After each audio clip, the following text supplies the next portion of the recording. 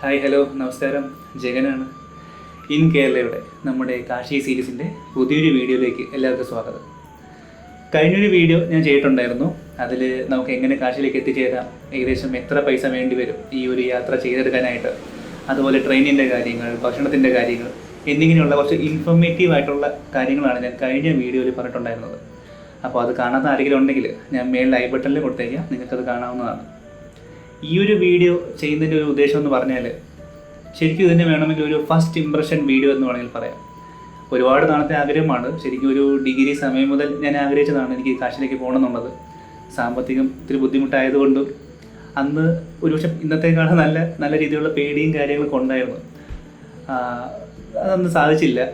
പക്ഷേ ഈ ഒരു കുംഭമേള ഈവൻറ്റ് നടക്കുന്ന സമയമായപ്പം എനിക്കൊരു ഭാഗ്യം കിട്ടി. എനിക്ക് കാശിലേക്ക് പോകാനുള്ളൊരു ചാൻസ് കിട്ടി.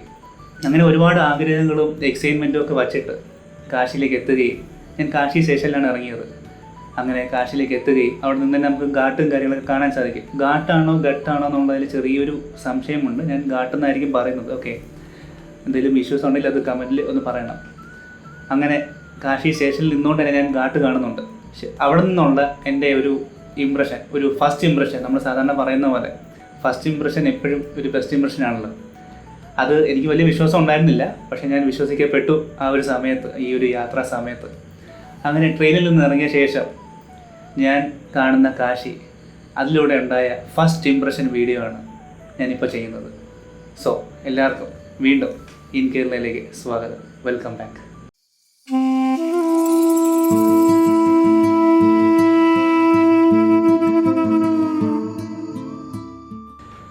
ഞാൻ കാശിക്ക് പോയത് കുംഭമേള സമയത്താണെന്ന് പറഞ്ഞിട്ടുണ്ടായിരുന്നു. പക്ഷേ അത് മാത്രമല്ല, ശിവരാത്രി എന്നൊരു ഇവൻറ്റ് കൂടി നടക്കുന്ന സമയമായിരുന്നു അത്. പ്രത്യേകിച്ച് കാശിയിൽ നിങ്ങൾക്ക് മനസ്സിലാക്കാവുന്നതേ ഉള്ളൂ എന്തുമാത്രം തിരക്ക് അനുഭവപ്പെട്ടിരുന്ന ഒരു സമയം കൂടിയായിരുന്നു അതെന്നുള്ളത്. അത്യാവശ്യം നല്ല ക്രൗഡും അതുപോലെ തന്നെ ശരിക്കും ബുദ്ധിമുട്ട് എന്ന് പറയുന്നത് നമുക്ക് റൂം കിട്ടാനുള്ള ബുദ്ധിമുട്ടുണ്ടായിരുന്നു, അല്ലെങ്കിൽ യാത്ര ചെയ്യാൻ വേണ്ടി ടിക്കറ്റ് കിട്ടാനുള്ള ബുദ്ധിമുട്ടുണ്ടായിരുന്നു. ഇനി ടിക്കറ്റ് അവൈലബിൾ ആണെങ്കിൽ തന്നെ അത്യാവശ്യം നല്ല കാശ് മുടക്കി പോകേണ്ട ഒരു സമയമായിരുന്നു അത്. ഇപ്പോൾ ഒരുപക്ഷെ അത്രയും ഉണ്ടാവില്ല. ശരിക്കും എല്ലാ കാര്യങ്ങളും സെറ്റായി എന്ന് ഞാൻ പറഞ്ഞെങ്കിലും അത്യാവശ്യം ബുദ്ധിമുട്ടുകൾ എനിക്കുണ്ടായിരുന്ന ഒരു സമയമായിരുന്നു അത്. ശാരീരിക അസ്വസ്ഥത അത്യാവശ്യം ഉണ്ടായിരുന്നു. കാരണം ഡെങ്കുവും കാര്യങ്ങളൊക്കെ വന്നിട്ട് അത്യാവശ്യം ക്ഷീണമൊക്കെ ഉള്ള ഒരു സമയം. ഞാൻ റൂമും കാര്യങ്ങളൊക്കെ ചെയ്തിട്ടുണ്ടായിരുന്നു, ബുക്ക് ചെയ്തിട്ടുണ്ടായിരുന്നു. പക്ഷേ ചെക്ക് ഇൻ ചെയ്യാനുള്ള ഒരു സമയം എന്ന് പറയുന്നത് 12 മണിയാണ്, ഉച്ചയ്ക്ക് 12 മണി. അന്നേ ദിവസം വെളുപ്പിന് 2 മണിയായപ്പോഴാണ് ഞാൻ കാശിയിൽ എത്തുന്നത്. 2 മണിക്ക് എത്തിയിട്ട് ഞാൻ ഈ 12 മണി വരെ എന്ത് ചെയ്യുമെന്നൊരു ചോദ്യമുണ്ട്. അപ്പോൾ ഞാൻ എൻ്റെ ഹോസ്റ്റുമായിട്ടൊക്കെ ചോദിച്ചു, അതായത് റൂം ബുക്ക് ചെയ്ത ശേഷം എന്നെ കോൺടാക്ട് ചെയ്ത ആളുമായിട്ട് ഞാൻ ചോദിച്ചിട്ടുണ്ടായിരുന്നു, കുറച്ച് നേരത്തെ റൂമൊക്കെ കിട്ടുമോ, ഒരു 8-9 മണിയാകുമ്പോഴെങ്കിലും റൂം കിട്ടിയിരുന്നെങ്കിൽ കുറച്ച് നന്നായിരുന്നു, അല്ലെങ്കിൽ അതിന് മുന്നേ കിട്ടിയാൽ അത്രയും നല്ലതെന്ന രീതിയിലായിരുന്നു ഞാൻ ചോദിച്ചത്. പക്ഷേ അത്രയും തിരക്കുള്ളത് കൊണ്ട് തന്നെ നമുക്ക് റൂം കിട്ടുന്ന കാര്യം ചിന്തിക്കുകയേ വേണ്ട. എന്നിരുന്നാലും ഇങ്ങോട്ടേക്ക് വരാം, നിങ്ങൾക്ക് തൽക്കാലം റിസപ്ഷനിലിരിക്കാം, അതിനുശേഷം അകത്തേക്ക് കയറാം എന്നുള്ള ഒരു രീതിയിലായിരുന്നു അയാളുടെ സംസാരം. വളരെ വെൽക്കമിങ് ആയിട്ടുള്ള അല്ലെങ്കിൽ പോസിറ്റീവായിട്ടുള്ള ഒരു സംസാരമായിരുന്നു അയാളുടേത്. നല്ല ട്രീറ്റ്മെൻ്റ് ആയിരുന്നു. പക്ഷേ എന്നിരുന്നാലും ഞാൻ ബുദ്ധിമുട്ടിക്കേണ്ട, തൽക്കാലം വേറൊരു റൂം എന്തെങ്കിലും അവൈലബിൾ ആണെങ്കിൽ അതെടുക്കാമെന്നൊക്കെ വിചാരിച്ചു. വേറെ ഒരു റൂമും അവൈലബിൾ ആയിരുന്നില്ല. ഈ ഒരു സമയത്ത് ഒരു ബെഡ് മാത്രമുള്ള ഒരു ഡോർമെറ്ററി റൂം മാത്രമായിരുന്നു അവിടെ ഉണ്ടായിരുന്നത് ആപ്പിൽ. എന്നാൽ ശരി, ഞാൻ 2 കൽപ്പിച്ച് അങ്ങോട്ടേക്ക് ചെന്നു. കുറച്ച് മണിക്കൂർ മാത്രം മതി എന്നാണ് ഞാൻ ആദ്യം അയാളോട് ആവശ്യപ്പെട്ടത്. പക്ഷേ എന്നിരുന്നാൽ പോലും ഒരു മുഴുവൻ ദിവസത്തെ വാടക അയാൾ വേണമെന്ന് പറഞ്ഞു. ഏകദേശം 1000 രൂപയ്ക്ക് അടുത്ത് വരും. എന്നാലും കുഴപ്പമില്ല, ഒന്ന് റെസ്റ്റ് എടുക്കാമല്ലോ. ഒന്നാമത് പുറത്താണെങ്കിൽ മഞ്ഞും കാര്യങ്ങളും അത്യാവശ്യം നല്ല തണുപ്പും ഒക്കെ ഉള്ള ഒരു സമയം കൂടെ ആണത്. ഫെബ്രുവരി മാസം കൂടെയാണ്. ശരി, എന്നാൽ പിന്നെ ഞാൻ ആ റൂം അല്ലെങ്കിൽ ആ ഒരു ബെഡ് ഞാൻ ചൂസ് ചെയ്തു. ഞാൻ അങ്ങോട്ടേക്ക് പോയപ്പോൾ കാണുന്നൊരു കാഴ്ച, ഒരാൾ അതിൽ കിടന്ന് ഉറങ്ങുന്നുണ്ടായിരുന്നു. ഒരു ഗസ്റ്റാണ്. ഓക്കെ, അയാൾ അതിൽ നിന്ന് എഴുന്നേറ്റ് പോകുന്നു. ശേഷമാണ്, പ്രത്യേകിച്ച് വൃത്തിയാക്കലോ കാര്യങ്ങളോ ഒന്നുമില്ല, അല്ലെങ്കിൽ ഒരു പുതപ്പോ കാര്യങ്ങളോ ഒന്നും ഉണ്ടായിരുന്നില്ല. ജസ്റ്റ് ഒരു ബെഡ് നമുക്ക് അവൈലബിൾ ആണ്, ഒന്ന് നടന്നു നിർത്താം എന്ന് മാത്രം.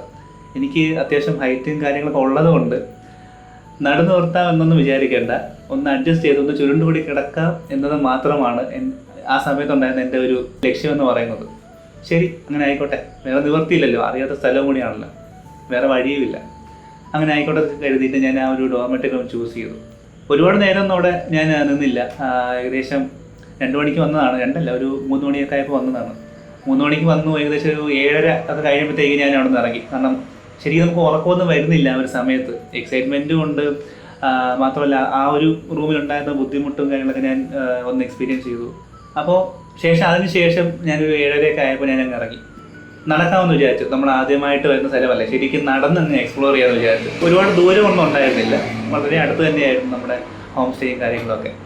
ഏകദേശം ഒരു 9 മണിയൊക്കെ ആകുമ്പോൾ അവിടെ എത്തിക്കഴിഞ്ഞാൽ ഒരു 10 മണിയൊക്കെ ആകുമ്പോൾ, അതായത് ഒരു 2 മണിക്കൂർ മുന്നെങ്കിലും കയറാൻ പറ്റിക്കഴിഞ്ഞാൽ അത്രയും സന്തോഷം എന്നുള്ളതാണ് ആ സമയത്തെ ചിന്ത എന്ന് പറയുന്നത്. ശേഷം ഞാൻ നടക്കാൻ തുടങ്ങി. ഒന്ന് ഫ്രഷ് ആവണമല്ലോ. അപ്പോൾ ഒരു ചായ കുടിക്കാമെന്ന് വിചാരിച്ചു. ഞാൻ നേരത്തെ പറഞ്ഞിട്ടുള്ള പോലെ ഒരു ചായപ്രാന്തനാണ്. അപ്പോൾ നല്ലൊരു ചായ കുടിക്കാമെന്ന് വിചാരിച്ചു. മസാല ചായയാണ് നമുക്ക് അവിടെ കിട്ടുന്നത്. ചെന്നു ചായ കുടിച്ചു. ശരിക്കും ഞാൻ മനസ്സിലാക്കുന്നൊരു കാര്യം, ആ വാരണാസിയിലെ മുഴുവൻ എസെൻസും ചേർന്ന ഒരു ചായയാണ് അതെന്നുള്ളതാണ്. അത്രയും ടേസ്റ്റുള്ള ഒരു ചായ.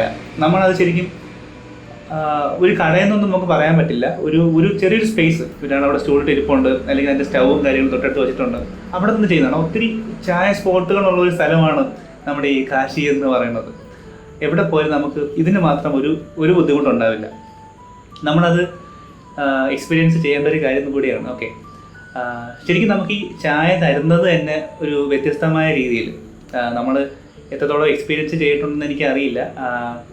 സാധാരണ പേപ്പർ ഗ്ലാസ്സോ അല്ലെങ്കിൽ പ്ലാസ്റ്റിക് ഗ്ലാസ്സോ ഒന്നുമല്ല, മഡ് ഗ്ലാസ് എന്ന് വേണമെങ്കിൽ പറയാം. അതായത് നമ്മളെ ഈ കളിമണ്ണൊക്കെ കൊണ്ട് ഉണ്ടാക്കുന്ന ഒരു തരം ഗ്ലാസ്സിലാണ്. ഞാൻ നിങ്ങൾക്കത് കാണിച്ചു തരാം. ഓക്കെ, 2 ടൈപ്പ് ഗ്ലാസ്സുകളാണ് ഇത്. എനിക്ക് തോന്നുന്നു ഇത് 10 രൂപയുടെ ചായ കിട്ടുന്ന ഗ്ലാസ്സാണ്. ഇത് 15 രൂപയുടേത്. അപ്പോൾ എല്ലായിടത്തും ഇതിൻ്റെ സ്റ്റോക്ക് തന്നെ ഭയങ്കരമായിട്ടുണ്ട്. നമുക്ക് എത്ര വേണമെങ്കിൽ നമുക്ക് കഴിക്കാം എന്നുള്ള നല്ല രുചികരമായ ചായ. ഒരുപക്ഷെ ക്വാണ്ടിറ്റിയും കാര്യങ്ങളൊക്കെ കുറച്ചേ ഉള്ളൂ എങ്കിലും അത്യാവശ്യം നല്ല എന്താ പറയുക, നല്ല ടേസ്റ്റുള്ള, നമുക്ക് അത്യാവശ്യം എനർജറ്റിക് ആയിട്ടൊക്കെ ഇരിക്കാൻ സാധിക്കുന്ന രീതിയിലുള്ള ഒരു മിശ്രിതമാണ് ഇത്. ഓക്കെ, അപ്പോൾ അങ്ങനെയൊക്കെയുള്ള ഒരു ഫസ്റ്റ് സ്റ്റാർട്ടായിരുന്നു.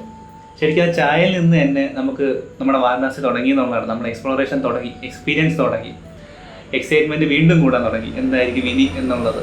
അങ്ങനെ ഞാൻ നടന്ന് നേരെ നമ്മുടെ ഹോം സ്റ്റേയിലേക്ക് എത്തി, മഹാലക്ഷ്മി ഹോം സ്റ്റേയിലേക്ക് എത്തി. അത്യാവശ്യം പീസ്ഫുൾ ആയിട്ടുള്ള ഗല്ലിക്ക്, ഞാൻ പറഞ്ഞല്ലോ നേരത്തെ, ഗല്ലിയിലേക്ക് കയറുന്ന ഒരു വഴിക്കായിരുന്നു നമ്മുടെ ഹോം സ്റ്റേ ഉണ്ടായിരുന്നത്. അപ്പം വളരെ ബെറ്ററാണ്, നല്ല പീസ്ഫുൾ ആയിട്ടുള്ള ഒരു അറ്റ്മോസ്ഫിയർ.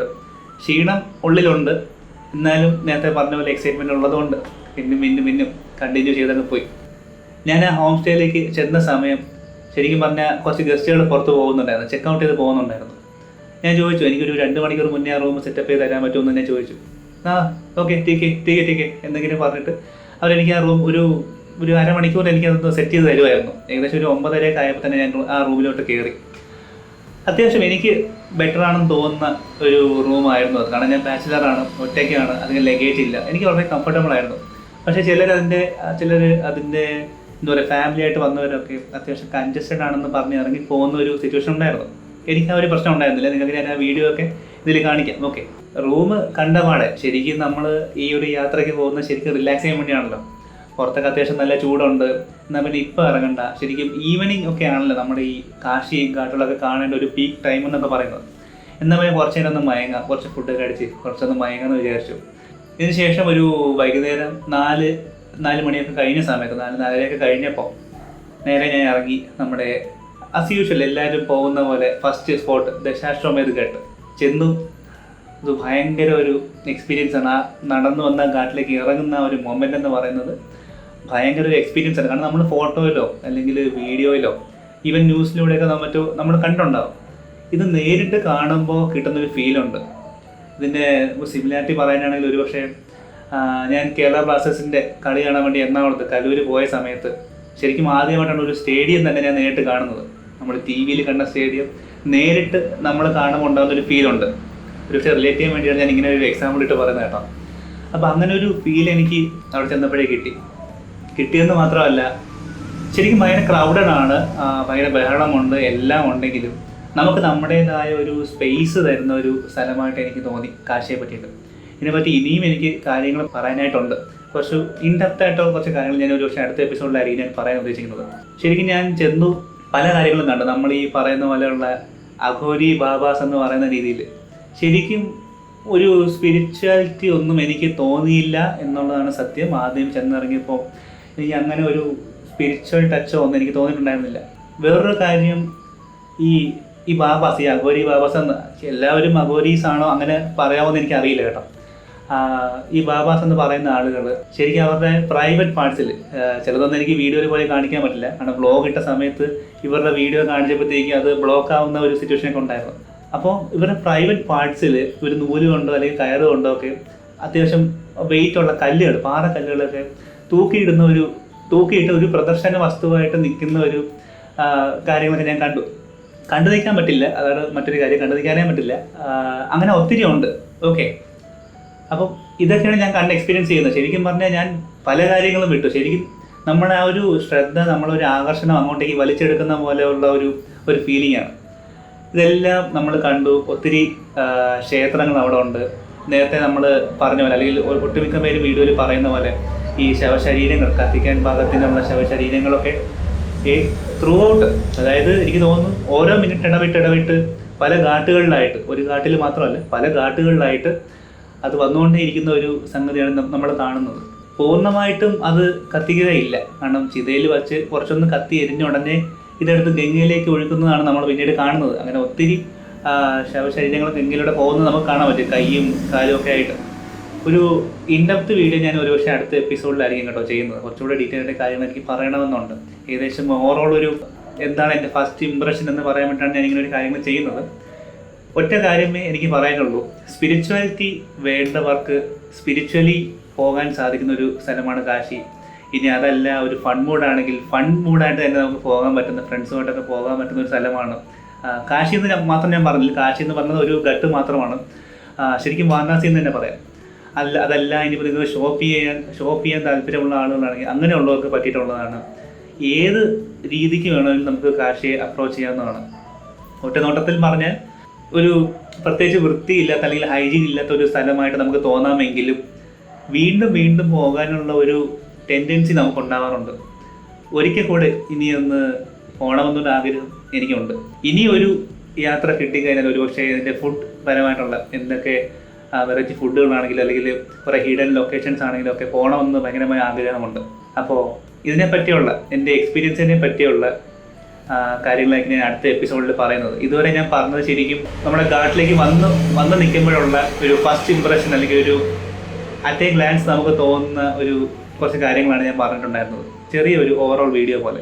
ശരിക്കും ബേസിക് ആയിട്ടുള്ള കുറച്ച് കാര്യങ്ങൾ മാത്രമേ ഈ വീഡിയോയിൽ ഞാൻ പറഞ്ഞിട്ടുള്ളൂ. കാശിയിലേക്ക് ആദ്യമായി വരുന്ന ഒരാൾ അനുഭവിക്കുന്ന കുറച്ച് കാര്യങ്ങൾ, അയാളുടെ തോന്നലുകൾ, അയാളുടെ ചിന്താരീതി എന്നിങ്ങനെയുള്ളത്.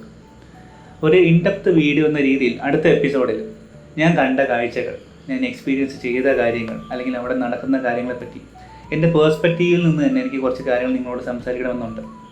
സോ തൽക്കാലം bye from in Kerala, bye from Jayan. Thank you.